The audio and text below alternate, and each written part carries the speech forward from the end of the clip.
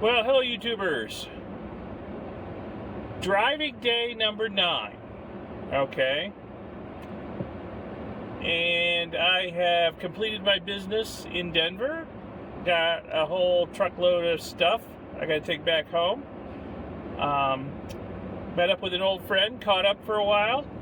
It's just before noon on Friday, and this is I-25. And I am trying to get the heck out of Dodge. And I am on the wrong side of Denver too. I've got to head south through this traffic and get out of town to the south and head down towards Albuquerque. But I-25 from Denver on north is always just a nightmare. I don't know why. You might think it's because noonday rush. It was like this when I came through an hour and a half ago. So it's not the noon rush. It's just an absolute nightmare all the time. It was like this last night when I came through here. So anyway, I've got to navigate a lot of I-25 to get to the south side of Denver and start heading out of town. So I won't make you watch me deal with this stop and go slow moving traffic here on I-25. I'll pick up once we get there. Now my route today is going to be just plain vanilla interstate all the way to Albuquerque. I took the scenic route yesterday. It was very beautiful, but it took a lot longer than I expected. And I arrived here in Denver late, had to change my plans a little bit. Traffic was bad. So we're taking the interstate since I'm getting a late start here. It's almost noon. And just going to head to Albuquerque. Hopefully I can get there today. If I do, I'll probably roll into town pretty late. And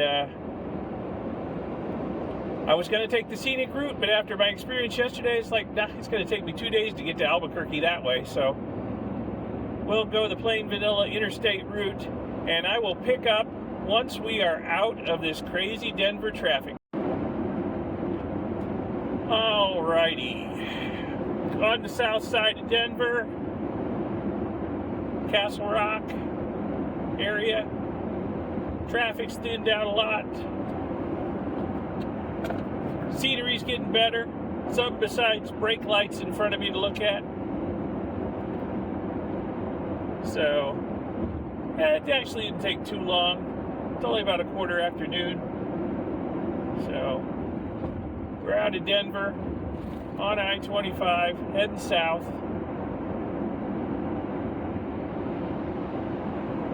And we'll be paralleling the Front Range, which will be off to the right for a good part of this trip. It's a little hazy today, but I think once we get a little further along, we'll get a good look at some of the mountains. You know, we should pass by Pikes Peak and a lot of other prominent mountains as we go.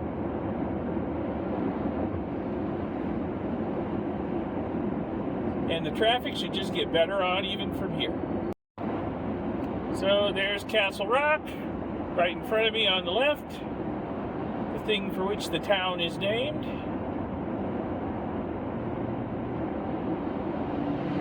And I do believe I see Pikes Peak up ahead on the right over the top of this white van.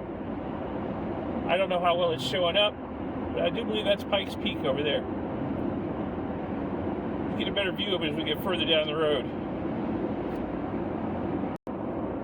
Okay, just a few more miles down the road from when I filmed the last segment, but right now Pikes Peak is directly in front of me. So I hope it's showing up. I can't really see the viewfinder very well. I'm trying not to wreck too. Yeah, there's Pikes Peak up there. Now we're headed south towards Colorado Springs. And we're going to continue south from there. And probably be on this road for a good part of the day.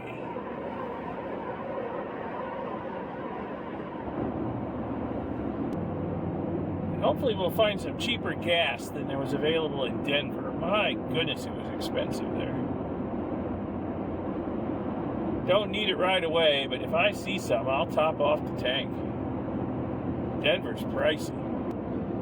Well, we got some weather moving in, and it's kind of obscured the view of the mountains over there. There's some really pretty mountains over there on the other side of those clouds. We've kind of lost the view of Pikes Peak and the rest of the Front Range over there. Even where there aren't hills or trucks blocking the view, there's nothing to see right now. In fact, I'm starting to think we might end up getting into some rain up here, because it's pretty thick looking up ahead. Monument Hill, elevation 7352 feet. Okay. Yeah, it's very hazy up ahead too. You know, some of this could also be smoke from the fires in New Mexico, because we're getting closer to those, a lot closer to them. But yeah, the view of the mountains, it's just completely gone. They're gone. You could see them from, you know, like just south of Denver, but over there now, nope. You can see the foothills, kind of, sort of, and then there's nothing. Haze and clouds. Unfortunately, I was thinking this might be a prettier drive than this. But yeah, I forgot about the fires that have been burning in New Mexico. This might actually be kind of a smoky drive. We'll see. Hopefully not too bad. But we're just outside of Colorado Springs, where the Air Force Academy is, and moving pretty good. And the gas prices are really not that much better than Denver. Maybe 3 cents a gallon cheaper. Well, it's got to pay the piper on trips like this. Okay, so just got to keep driving south, and hopefully the scenery will get better. Right, so we're just about out of Colorado Springs. We should be having an amazing view of Pikes Peak and the Rampart Range over there to the right of me, but it is so hazy. Oh my goodness, barely see anything over there. That is unfortunate. This is usually a very pretty drive. Sorry, folks. Yeah, scenic overlook. Well, unfortunately, not many people taking advantage of that today, because you can see maybe the lower couple thousand feet of Pikes Peak, and that's it. It disappears up into the haze and the clouds. Been to the top of Pikes Peak before. Hard to breathe up there for someone who spent most of his life at sea level. You got to be well acclimated. This would be a good time to go up, actually, because I've been out west for a month and a half at altitude. So, you know, I've been as high as Pikes Peak, so I'll still be huffing and puffing if I was to go up there, but it wouldn't be as bad as going directly there from Florida, let me tell you. In fact, that time I went up on Pikes Peak, I wasn't really acclimated to the altitude even here at the bottom of the mountain. Went up there, and they closed the road to come down, and I was stuck up there.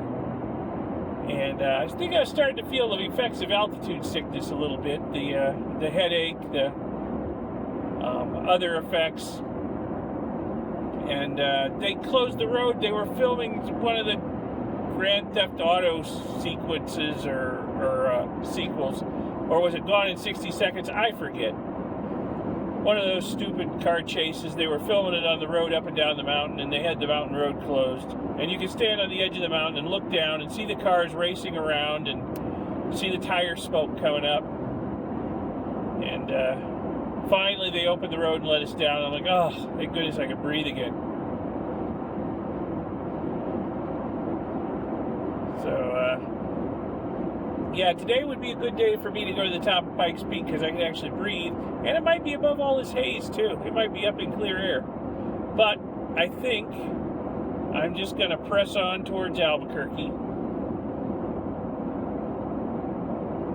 Been on the road a long time. I want to finish up what I need to do in Albuquerque and then start heading towards home. because I got to turn around and come back out west again in about a month. So it'd be nice to be home and sleeping in my own bed for a little while anyway. The haze has thinned out a bit, although this mountain over here is not near as tall as Pikes Peak was. But at least we could see it, you know? And the haze up ahead has thinned out some too. It seemed especially thick there at Colorado Springs in that area. And yeah, it doesn't look like it's going to storm on me anymore. Not so much as I continue south. We'll see how bad the haze gets as we get closer to New Mexico.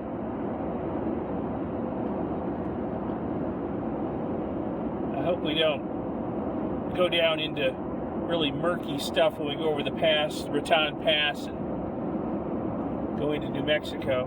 We'll see. Because that's a really pretty area. I hope it's not too hazy. Well, just about to roll into Pueblo, Colorado. The haze is a little lighter, but now I'm further from the mountains, so they're kind of lost in it anyway. They're way over to the right. It's not as hazy here at ground level. The sky is starting to look a little threatening, though, a little more than it was back in Colorado Springs. So we may get some rain up ahead. Well, about 90 miles from the New Mexico border, and a little over 300, maybe 320 from Albuquerque. So I've got a long drive ahead of me still. And yeah, we're not getting the pretty scenery I was hoping for. You barely see the mountains through the haze over there. They're there. Now, I'll tell you what, the sky is continuing to look threatening. So far, not the first raindrop, but it's still looking threatening. Oh, I don't know. We'll see. It's going to be a boring drive without the scenery. Well, maybe I spoke a little bit too soon. I mean, I had just turned the camera off after filming that last segment, and here comes the rain. Okay. Well, I hope it's raining on the wildfires in New Mexico, too. Help tamp this haze down some. Oh, yeah, the road ahead's all wet, I can see.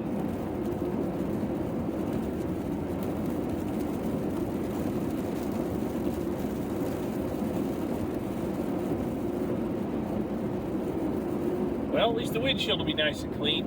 When there is something for you guys to see, it'll be nice and clean. We got a bad storm over the mountains over here, but at least I could see the mountains. And I didn't get the camera on quick enough. We just missed amazing lightning over there. Maybe we'll get some more. Yes, amazing lightning. That storm over there. Of course, not going to happen again now that the camera's running. Yeah, the rain didn't last too long, but it looks like it's raining ahead of me again.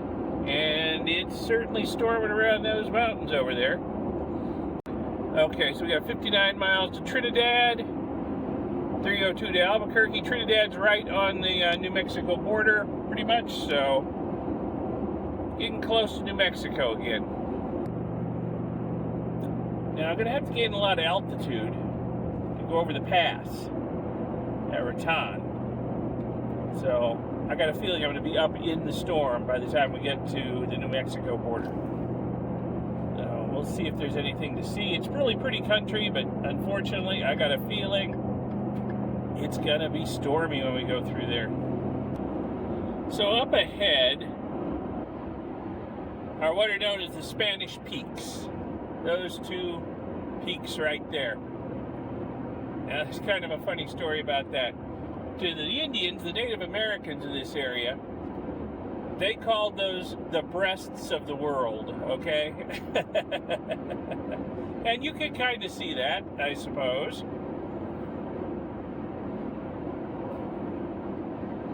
Yep. Kind of see that. Oh, getting a few more spots of rain on the windshield. Yeah, kind of ugly again. We're getting closer to the New Mexico line. So still working my way towards New Mexico, 39 miles to go. Seems like it's taking forever to get there. Starting the camera again. Not that there's all that much to look at. I mean, there's some pretty tree-covered hills over here. I think the rain is washing some of the haze out of the air. But I started the camera mainly because of the lightning, which was pretty impressive again. But now that I have the camera on, nothing is happening. It's like Mother Nature knows, you know, that she's being filmed and she gets bashful. Come on, Mom, let loose with a few nice bolts of lightning up there like you were just doing.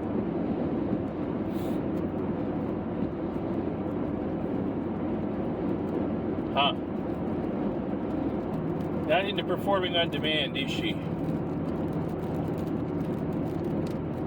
Please? Pretty please with sugar on top?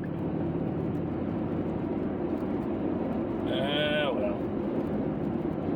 Anyway, I can see we're getting close to the pass. I can't remember what the name of that mesa is over there.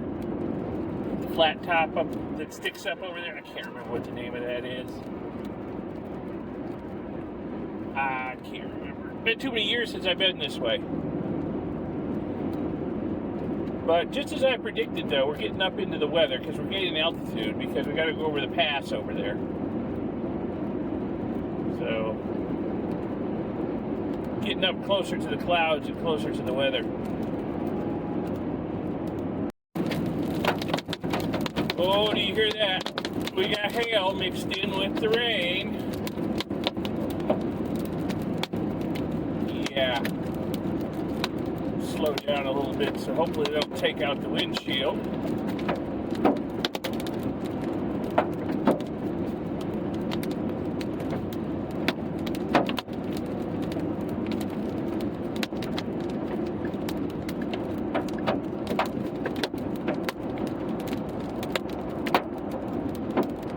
Oh, those are some big hailstones too.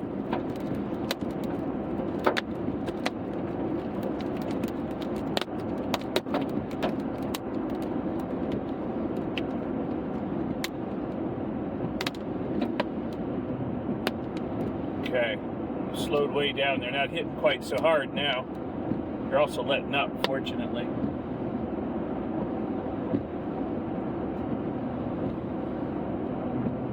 Oh, I was afraid I was going to lose the windshield there. This is rough country. Back at the hotel where I stayed last night, I was on the 4th floor. Looking down in the parking lot, it's amazing how many of the cars had hail dents in the roofs.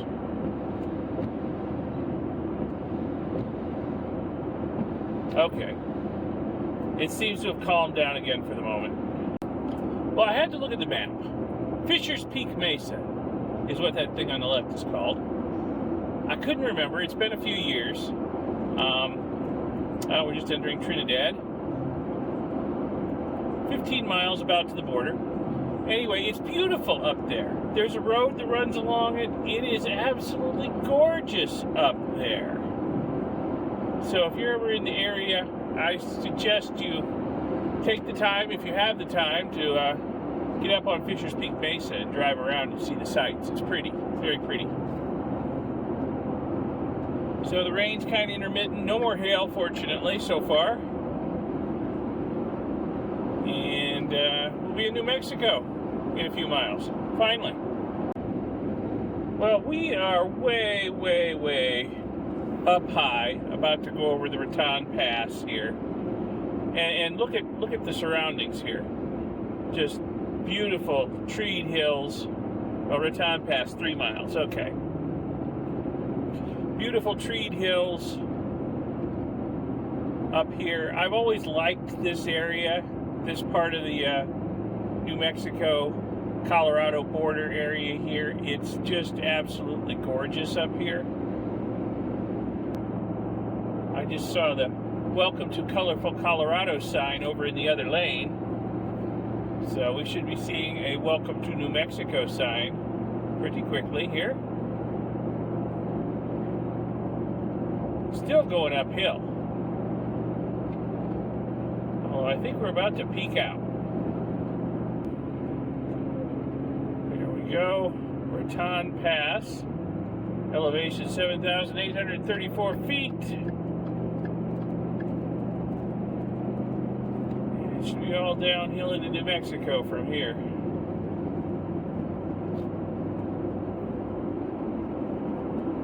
Yes, and there's a sign. Welcome to New Mexico. That is a very diminutive sign. Come on, New Mexico, you can do better than that. Colorado signs are huge. Hey, put a little budget into that, would you? And then look ahead, down south. Sun shining on the desert. It'll come down out of the mountains into the desert here in a little bit. All right. Well, we're finally into New Mexico. Still got a long way to go to Albuquerque, though.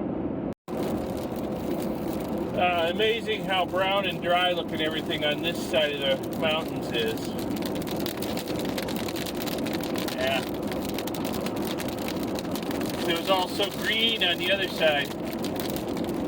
Must be in the mountains' rain shadow. Speaking of rain, as you can see, it's back. Just the other side of Raton, heading for Las Vegas. Nice little town out here in New Mexico. Not quite the Sin City of Nevada. It's a nice little small town. Went through a little more hail before I started the camera, but it was small and didn't last long, fortunately.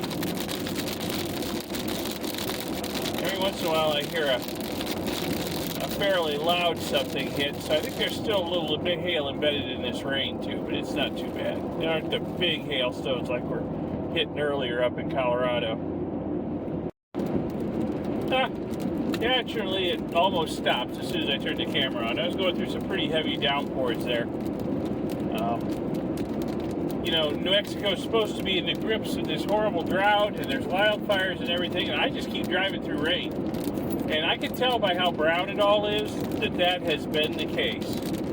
I'll bet people are really happy to see this rain. They probably hope it is a little bit heavier because there's lightning in it, and the lightning can start wildfires. But they need rain heavy enough to put them out too. So, with the exception of, you know, a few brief heavy showers I went through, I doubt I'm going through rain heavy enough to help get the mud off the truck. It's probably just turning it back into mud is all it's doing. I see some smoke over there. There. You see it? Looks like it's coming over the top of that ridge over there. So there must be a fire on the other side of the ridge. Hopefully it gets rained on some, like I've been getting rained on. Enough to help the firefighters anyway. Damp things down a little bit, get the humidity up. Help give the firefighters a leg up on putting it out. The smell of wet ground is very intense here. I don't think this area's had rain in a while. You know that smell that happens in like the first few minutes of a rain? It is so strong here. You wouldn't believe it. I think this ground has been parched for a long time. Hasn't seen much rain. Well, the rain is just pretty relentless. Most of the time it's not too heavy, but every time I think it stopped, I turn the windshield wipers off, it starts right up again. This looks eerily familiar. There's some really heavy clouds off to the left, out of the range of the camera. But it seems eerily familiar. One time, many years ago, I came out here through this same area, and the weather was similar to this. It's rainy, very cloudy. It's very, very windy outside. It is a crosswind coming at me from the left. having a hard time driving. I got to drive with a slight left turn to keep the truck going straight. I've seen several semis make sudden abrupt lane changes or go off onto the siding over here real quick. I think the wind is what's getting them. The wind gusts. They are very strong. It's hard to tell without any trees to show you how bad it's blowing. Well, actually, there's one coming up here. But one time, many years ago, I was out here under similar conditions, and I pulled into a gas station to tank up. And behind me, pull in two different groups of tornado chasers. And I'm like, okay, I knew the weather looked bad, but I didn't realize it was quite that bad. Yeah, they were hoping for a tornado in the area as best they could figure out it was going to happen. So, yeah, I don't know if you can tell how much that tree over there is moving. It's windy.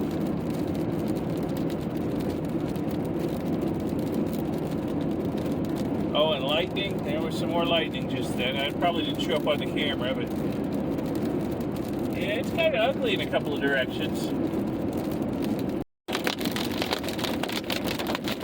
Here we go with the hail again.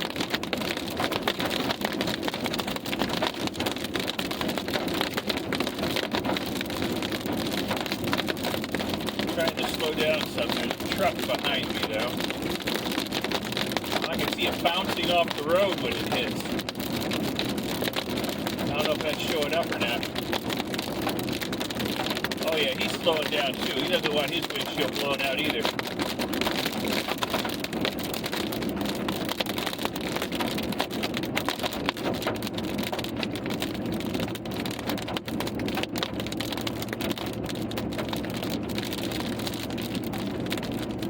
Oh, this is some weather.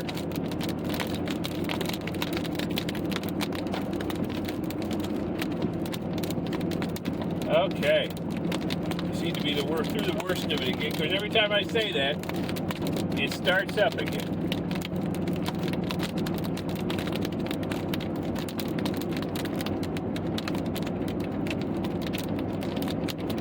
And you know what? I checked the forecast.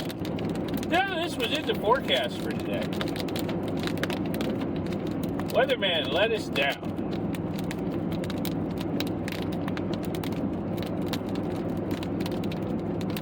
Okay, the hail's down to below pea size now, I think. We're okay. I got to speed up again. You don't want to plow through that stuff at 80 miles an hour. Just add its downward velocity to your forward velocity. It's hitting your windshield awful hard then. You wind up with it in your lap. Okay, pretty much missing it, but over here is Wagon Mound. I don't know if it's showing up on the video or not, because I had to turn it way over there. It's it was a landmark on the Santa Fe Trail, the old Santa Fe Trail. This highway, Interstate 25, parallels the old Santa Fe Trail, runs along the same path. Yesterday's video up in Wyoming, I talked about the Oregon Trail. We passed it, and the road I was on ran parallel to it for a while, and how it was a way for settlers to get out west. And well, the Santa Fe Trail was the same thing. Brought settlers from Missouri, Kansas, out here to Santa Fe in New Mexico. And so Wagon Mound there was a landmark on the trail. The pilots on the wagon train. Now, the wagon train always was led by somebody who knew the route, had been that way before, knew the landmarks, so they didn't get off course. And the pilots would use certain landmarks to figure out where they were and where they needed to go next, what direction they needed to go once they got there, where the water was, where the grass was for the animals, that kind of thing, where to avoid the hostile Indians. So as we go through New Mexico here on Interstate 25, we're going to pass a lot of landmarks, famous landmarks on the Santa Fe Trail. I should have got the camera started earlier on Wagon Mound, but I guess I was napping. Somehow kept managing to keep the car on the road. So there's lots of interesting things, like there's rabbit ears and there's pilot knob and all kinds of stuff out here that are landmarks along the trail. And we seem to have broken through the rain and the hail for the moment. Sun's trying to come out, but off to my left, there's some really nasty looking weather. But I think we're going to skirt around it, hopefully. Because I'm tired of getting hailed on. It's loud and scary. Well, coming up on the little town of Las Vegas, next 3 exits. Stations, restaurants, motels, campgrounds. I think I will stop for a comfort break up here. Now, Las Vegas is kind of a nice little town. It's kind of in the middle of a farming and ranching community here. It's a nice little town. Small town America here. It's not like Sin City over in Nevada. It's a nice little town. And it's been a few years since I've been through it, but I think I'm going to get off here and have a comfort break before moving on.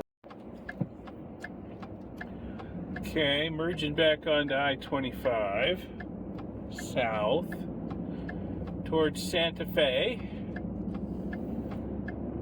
And Santa Fe is still a ways off. Boy, I got a late start today. I'm going to regret that, but things to do.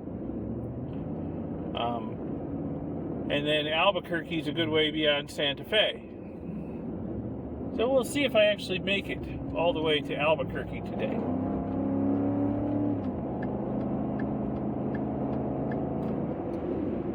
See once I get to Santa Fe if I feel like driving on or not.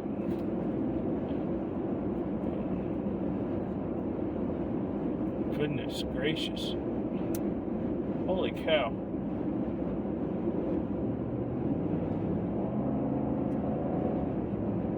Okay. See a lot of bad driving in the month and a half I've been on the road. Okay? A few near misses and some mangled wrecks. Gotta stay alert out here.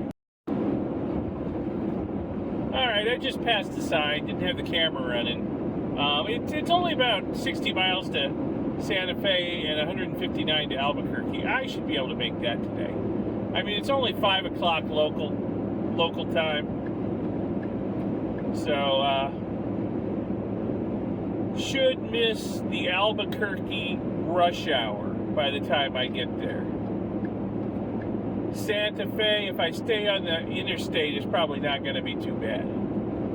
So, I think I can make it all the way to Albuquerque tonight. Find a motel to hold up till tomorrow.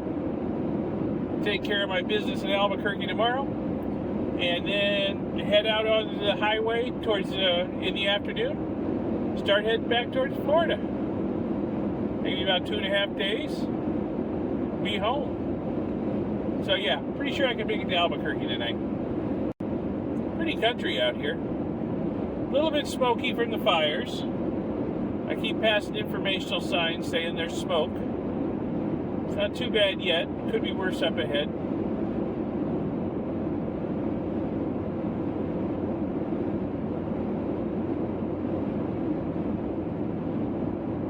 Still very windy too. It is blowing the trucks all around on the road. They cannot stay in their lanes. You would think at some point they'd just park and wait it out. It can't be safe to be driving in this wind when they can't maintain their lanes. Sometimes it blows me around and I'm in a little truck. Okay, so this big mountain on the horizon over here, this is Glorieta Mountain. And the reason I'm telling you about it, it's claim to fame. Glorieta Mountain is the southernmost mountain of the Rocky Mountain chain. So, here we are. Oh, by the way, we're also passing Pecos River Valley. I'll tell you about that in a second. But Glorieta Mountain, like I say, the southernmost of the Rocky Mountain chain. This is the official ending, or the official beginning of the Rocky Mountains, a chain that stretches from right here, where I am, all the way up to Alaska. You know, depending on your perspective, it's the beginning or the end of the chain.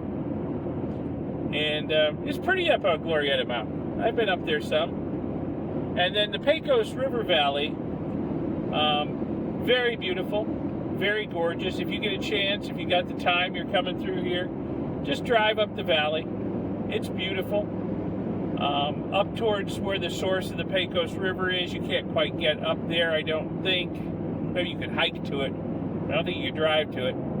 And it is just absolutely gorgeous. It's a beautiful little valley with the river running through it.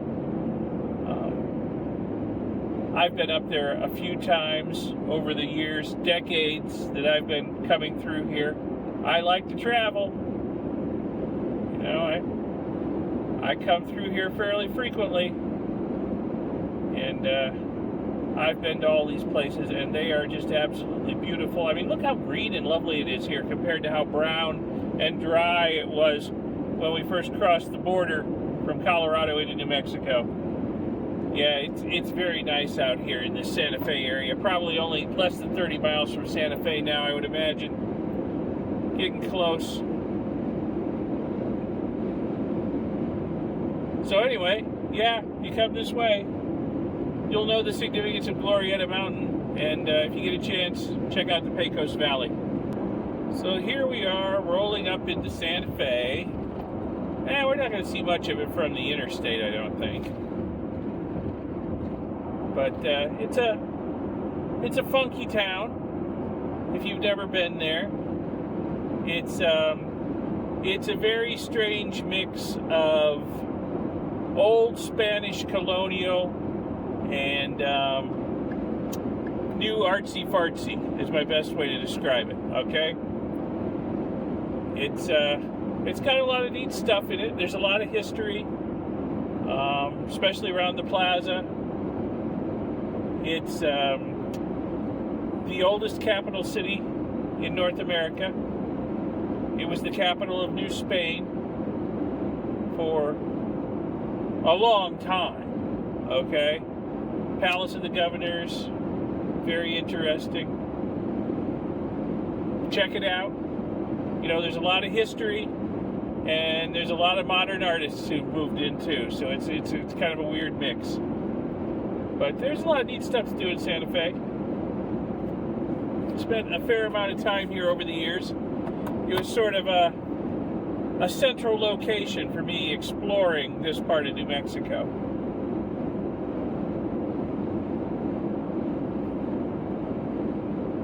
Yeah, Santa Fe Plaza. Always worth a trip to the plaza if you have the time. All the little shops and galleries around the plaza, and the Palace of the Governors, and the local Indians, they're always selling their wares out there in the plaza too. It's definitely worth the trip. But I'm going to push on to Albuquerque because I have a couple of errands I need to run there tomorrow, and then I can finally turn for home. Boy, my truck is going to be packed for the trip home. After all the stuff I picked up in Denver, all of the fossil hunting finds we're bringing back from Nebraska. I bought some stuff in Arizona from a guy I know out there who runs a junk shop. I got rocks I bought in the rock shops in Nebraska and South Dakota. Oh, the truck is just loaded. And I want to pick up some more stuff in Albuquerque too. So, like I say, you're not going to see much Santa Fe from the highway, unfortunately. You got to get off and navigate their very confusing streets. But not this trip. Maybe a future trip when I've got more time. I'll take you through Santa Fe. So just past the sign that said 40 miles to Albuquerque. Getting close. Up here on the left on the horizon are the start of the Sandia Mountains. Now, you may ask yourself, what distinguishes the Sandias from the Rockies? Why did the Rockies stop and the Sandias start? Well, they're different ages. The Rockies were created back, like, 50 million years ago during the Laramide orogeny. And the Sandias were just a completely different story. They're created as the Rio Grande Rift formed here, that the Rio Grande River flows through. A huge block of crust has faulted downward tens of thousands of feet to make the Rio Grande Valley. And it doesn't seem that deep because it's all full of sediments from the river. So it's only, maybe a few thousand feet from the bottom of the rift, or from the bottom of the valley to the top of the mountains. But yeah, that's what happened here. We're driving across ground that has dropped downwards, and what's on the left is the part of the ground that hasn't dropped. In fact, it's tilted up a little bit, and off to the right, which would be hard to see right now because it's partly behind me, is the opposite end of the valley, and we've got the same thing. We've got this big escarpment and mountains over there where the ground I'm on here has dropped away and left the ground there standing upwards like mountains. And erosion has carved it into mountains over time. So that's what's going on here with the Sandia Mountains. Now, Sandia Mountain, there's a tramway. You can ride up to the top in Albuquerque. And my wife and I did that when we were on our honeymoon. We rode up to the top on the tramway and hiked around up in the mountains up there. It's amazing. Be prepared for it to be cold and maybe wet up there, okay, compared to hot and dry at the base of the mountains, okay? So, dress appropriately. Take some water with you, because there isn't any up there. And, yeah, if you feel like a hike at altitude, it's neat. And of course, both being fossil hunters, we found some fossils in the rocks up on top of the mountain. So, some crinoid bits up there. So it's worth a stop. So I'll be in Albuquerque pretty soon. I'm going to find a motel and just hole up for the night and then go take care of my errands tomorrow. Okay, so we're getting close to being in Albuquerque. Another geological point of interest up ahead. There's not much else to look at, so I thought I'd point out the interesting geology. There's a ridge up ahead. Now it's cleverly obscured by the billboards coming up. But there's a ridge up ahead with some peaks on it. And that ridge is volcanic. And those peaks are cinder cones. So there's a slightly better view of the ridge over there with the peaks on it. Those peaks are cinder cones.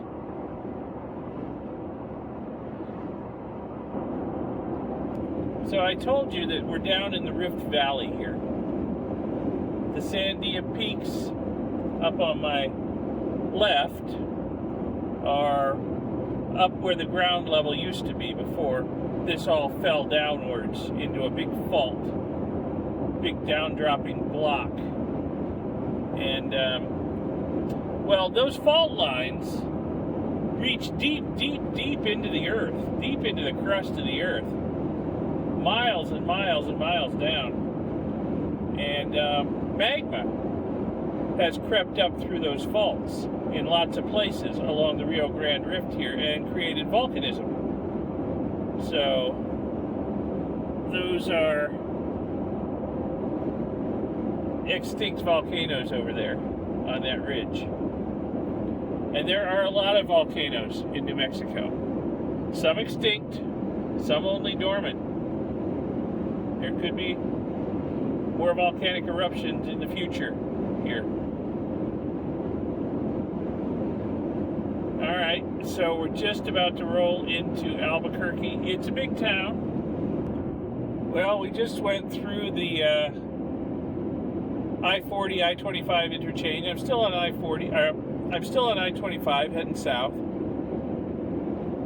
So I'll be on I-40 tomorrow to do my stuff. Now, Albuquerque is not nearly as big a town as Denver. The traffic can get kind of wild and woolly sometimes, but it's not near as bad as Denver most of the time. And it's just not as big a town. Nowhere near as big a town. Looks big here, where there are so many lanes coming across, but really, it's not that big. And if I remember correctly, because it's been a little while, I think the inexpensive motels are on Gibson. So I don't want to get over there right now, because it's exit only. So I think the inexpensive hotels, well, there's an Econo Lodge down there. But there's a roadway in, but we'll go over to Gibson and see what I can find. I've stayed off Gibson many times. It's right near the airport. There's quite a few motels down there. And I'm, members of their, I'm a member of most of their programs, rewards programs, so we'll go down there, see what I can find. Plus, I know where there's good places to eat down there. At least, good for what I'm hungry for. Alright, I have checked into my motel and I have gone out looking for dinner. And I am going to get dinner at my favorite burger joint in the world, Blake's Lottaburger. It's a New Mexico institution. For a long time it was New Mexico only. I think since the 1940s they've only been in New Mexico. Every town has a Lottaburger or two, and until you've tried one you can't imagine, how good it is. I think they've just opened a store or two in Texas. They're actually starting to spread a little bit beyond New Mexico. But I'm going to go in there and I'm going to get a green chili cheeseburger and some onion rings and a drink, and that's going to be my dinner. And I'm a little bit of a wimp with the green chili, not being a native New Mexican. So I'm going to get them on the side so I can put on only as many as I think I can handle. But oh, it is so good. So that's going to be my dinner. Yeah, there's a lot of Johnny-come-latelys who claim to have invented the green chili cheeseburger. These folks have been doing it since the 1940s, okay? It's good. If you find yourself in New Mexico and you see a Lottaburger, try it. You'll never look back. Okay, I'm going to end this video here. And tomorrow I've got some errands to run around town, and then we're going to start heading east. So, till then, thanks for watching. I hope you found it a little bit interesting. Oh, I got to check the roof of the truck for hail damage, too. But I'll do that later. And I hope you found this interesting, educational, inspirational, makes you want to get out on the road yourself. Give the video a like, give it a thumbs up, and I'll see you in that next video. And check out my second channel, Electric Geek 64, and subscribe to both channels and press the little bell icon that YouTube makes you press to be notified when new videos come out. And I would really appreciate that. Like, comment, subscribe. All right, thanks for watching. See you in the next video. Bye.